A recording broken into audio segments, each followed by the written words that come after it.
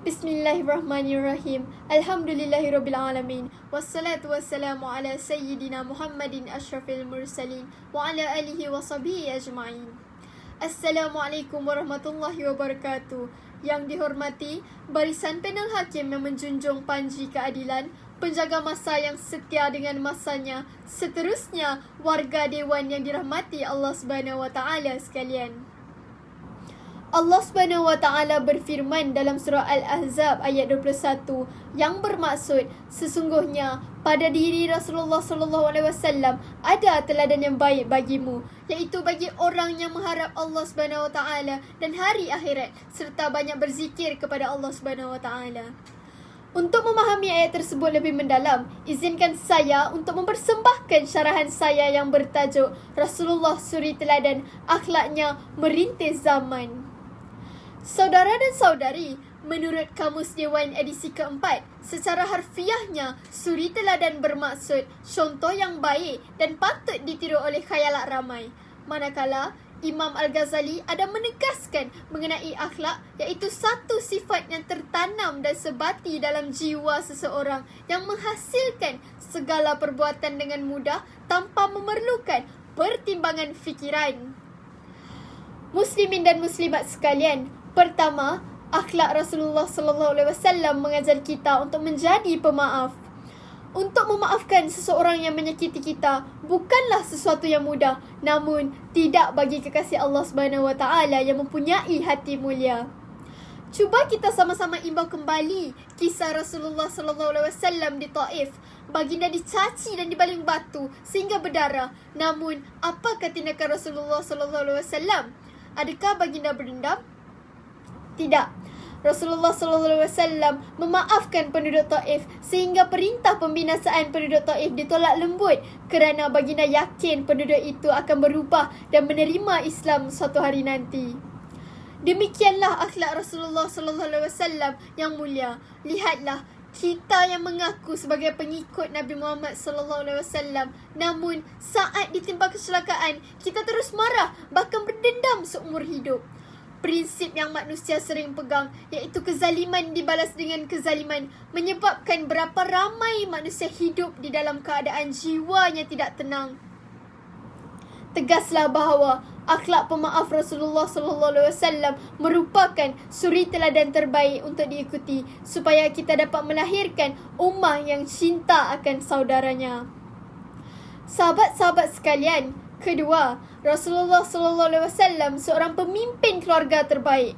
Walaupun menjadi pemimpin umat Islam, baginda tidak pernah mengabaikan keluarganya.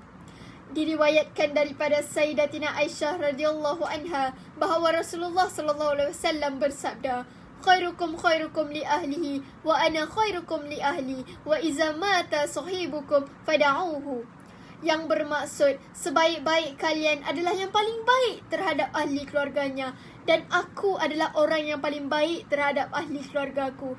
Dan apabila salah seorang daripada ahli keluarga kalian meninggal dunia, maka biarkanlah dia, tinggalkanlah dia, dan jangan berbicara tentang keburukannya. Baginda seorang yang lemah lembut terhadap putera dan putrinya.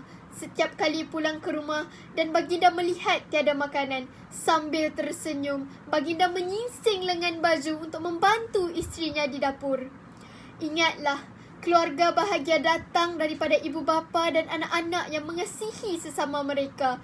Wajarnya kita mencontohi akhlak Rasulullah sallallahu alaihi wasallam yang mencintai keluarganya supaya kita dapat merasai kasih seorang bapa, doa seorang ibu dan sifat prihatin antara adik-beradik.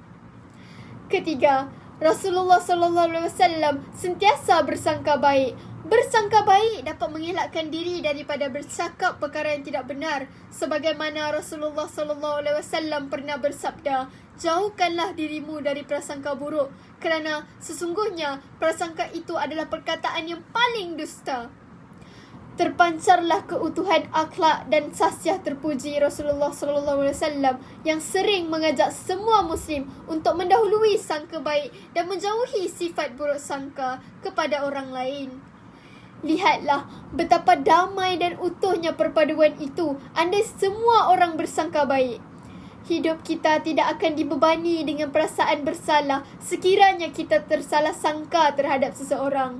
Kita juga dapat memelihara aib seseorang tanpa menyebar dan membuat pertuduhan palsu. Sesungguhnya, sesiapa yang memelihara aib seseorang, Allah akan memelihara aibnya di akhirat kelak.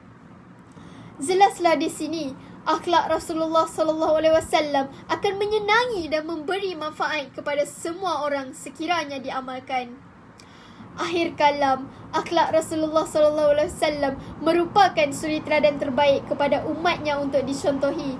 Seseorang akan berubah ke arah kebaikan jika ia menghayati akhlak Rasulullah SAW dalam kehidupannya, kerana dapat memberikan kesan positif terhadap kehidupan manusia.